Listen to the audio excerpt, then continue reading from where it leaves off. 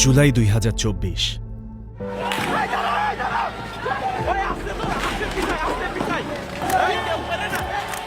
ছাত্র জনতার স্লোগানে উত্তাল সারা দেশ।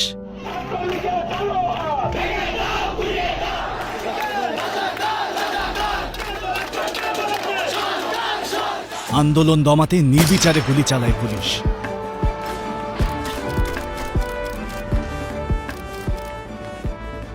রাজপথে বাড়ে রক্তের স্রোত, মর্গে লাশের সারি, আর সন্তানহারা মায়েদের বুক ফাটা হাজারি।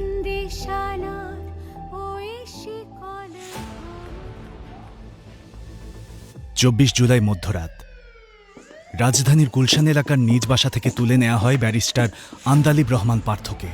ভাঙচুর আর অগ্নিসংযোগের মিথ্যে অভিযোগে ৫ দিনের রিমান্ডে নেওয়া হয় তাকে।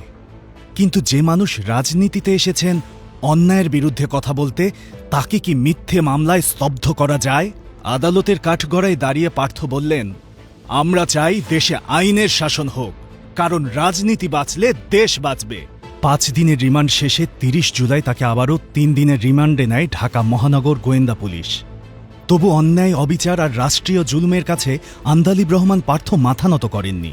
মাথা নোয়াবেন না বলেই তো রাজনীতিতে এসেছিলেন। কিন্তু কেন অসংখ্য সুযোগ থাকার পরেও রাজনীতির কণ্টকাকীর্ণ পথ বেছে নিলেন তিনি? নাকি রাজনীতিই তাকে টেনে এনেছিল সময়ের প্রয়োজনে?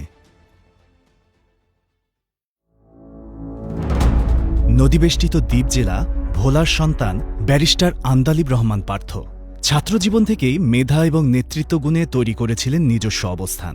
রাজধানীর সেন্ট জোসেফ উচ্চ বিদ্যালয় এবং গভর্নমেন্ট ল্যাবরেটরি হাই স্কুল থেকে প্রাথমিক ও মাধ্যমিক শিক্ষার পাঠ চুকিয়ে তিনি ইংল্যান্ডের বিখ্যাত লিঙ্কনস ইন থেকে কৃতিত্বের সাথে বার পরীক্ষায় উত্তীর্ণ হন। নিপীড়িত মানুষের দুঃখ দুর্দশা দেখে বেড়ে ওঠা পার্থ তার শিক্ষা জীবনের ইতি টেনে ২০০০ সালে জাতীয় রাজনীতিতে আসেন। বাবা নাজিউর রহমান মঞ্জুর হাত ধরে যোগ দেন বাংলাদেশ জাতীয় পার্টি বিজেপিতে। তবে তার রাজনৈতিক জীবনের শুরুটা মোটেই সহজ ছিল না। ২০০৮ সালে দেশে যখন চরম রাজনৈতিক সংকট, তখন নাজিউর রহমান মঞ্জুর আকস্মিক মৃত্যুতে তখন দায়িত্ব এসে পড়ে তরুণ আন্দালিবের কাঁধে। জনগণের ভাগ্য বদলের আকাঙ্ক্ষা নিয়ে রাজনীতিকে বেছে নেওয়া এই তরুণ নেতা প্রথমবারের মতো ২০০৮ সালে নবম জাতীয় সংসদ নির্বাচনে অংশ নিয়ে ভোলা ১ আসনে জয়লাভ করেন। সেই নির্বাচন বিএনপির নেতৃত্বাধীন জোটের জন্য ছিল এক কঠিন পরীক্ষা। সেই পরীক্ষায় ভোলা ১ আসনের জনগণ আস্থা রাখে তরুণ এই রাজনীতিবিদের উপর।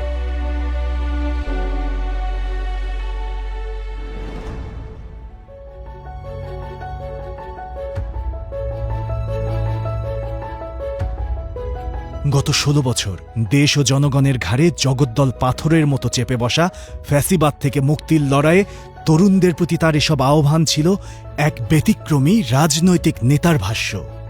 তিনি চাইলেই পারতেন অর্থবিত্ত আর ক্ষমতার মোহে অন্ধ হতে। ক্ষমতাবান আত্মীয় স্বজন দ্বারা পরিবেষ্টিত আন্দালিব পারতেন রাজনীতির সুধা পান করতে, কিন্তু তিনি তা করেননি। জনগণের পাশে দাঁড়াতে তিনি কণ্টকের পথই বেছে নিয়েছেন। যুক্তিতর্ক আর তথ্য উপাত্তে সরাসরি প্রশ্নবিদ্ধ করেছেন ক্ষমতাকে, ক্ষমতাসীন দলের প্রভাবশালী নেতাদের। সে সময় সংসদে তার আগুন ঝরা বক্তব্যে উঠে আসে দেশের শেয়ার বাজার লুটেরাদের নাম, উঠে আসে ঋণখেলাপি এবং লুটপাটের কারণে দেশের ব্যাংক খাত তথা অর্থনীতির ধ্বংসের সঙ্গে জড়িত মাফিয়া চক্রের আখ্যান। একসময় শিক্ষিত তরুণরা স্বপ্ন দেখত দেশের সেবা করার, রাজনীতি করার, দেশের উন্নয়ন এবং জনগণের সেবায় সম্পৃক্ত হওয়ার। কিন্তু আওয়ামী লীগ ফ্যাসিবাদের সময়ে সেই তরুণরাই বলে উঠল, আই হেট পলিটিক্স। তরুণদের এই রাজনীতি বিরাগের মূল কারণটি ধরতে পেরেছিলেন পার্থ। তিনি বুঝেছিলেন তারুণ্যের শক্তি ছাড়া বড় কোনো পরিবর্তন সম্ভব নয়।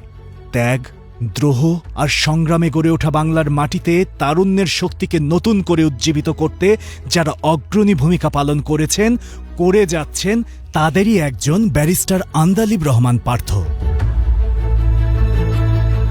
দেশের মেধাবী, সৎ ও সাহসী তরুণরাই রাজনীতির হাল ধরবে। তারা জাতি গঠনের মহৎ দায়িত্ব নিয়ে রাজনীতিকে সন্ত্রাস, দুর্বৃত্ত ও লুটের হাত থেকে মুক্ত করে জনসেবা এবং উন্নত রাষ্ট্র গঠনে শক্তিশালী হাতিয়ারে পরিণত করবে।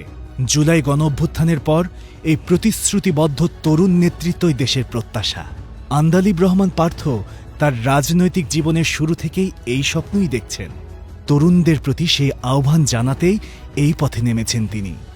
বাংলাদেশের প্রতিটি ধূলিকণায় গাঁথা আছে হাজারো স্বপ্ন, প্রতিরোধ আর সম্ভাবনার ইতিহাস। সেই ইতিহাসে বারবার উঠে এসেছে সাহসী নেতৃত্ব, সত্যের পক্ষে আপোষহীন কণ্ঠ আর গণমানুষের স্বার্থে নিবেদিত কিছু মানুষের নাম।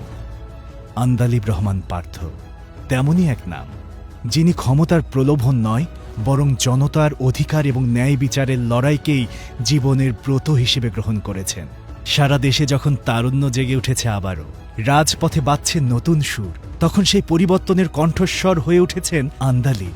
তিনি এখন কেবলই একজন নেতা নন, তিনি একটি প্রজন্মের আশা, একটি নতুন রাজনৈতিক সংস্কৃতির সম্ভাবনা।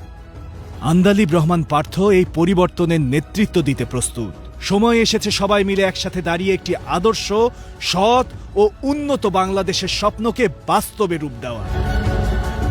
এখনই সময় পরিবর্তনের, প্রতিজ্ঞার আর প্রত্যয়ের। আসুন সবাই মিলে দেশ গড়ি।